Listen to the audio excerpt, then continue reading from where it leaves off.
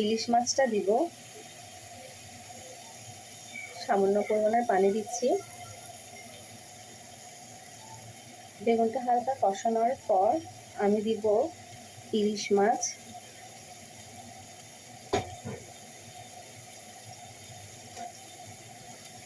এখানে আমি মাথা ও লেজ দিয়েছি। হালকা কষানোর পর আমি এটা ঢেকে দিব।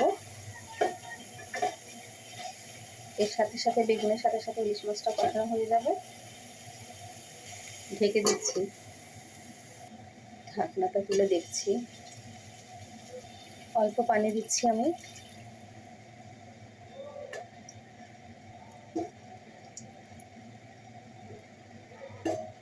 তরকারিটা প্রায় হয়ে আসছে, দিয়ে দিচ্ছি কাঁচামরিচ। যেহেতু বেগুন আর ইলিশ মাছ দিয়ে রান্না করছি, এই কারণে মাখা মাখা ঝোলটা থাকবে। বেগুন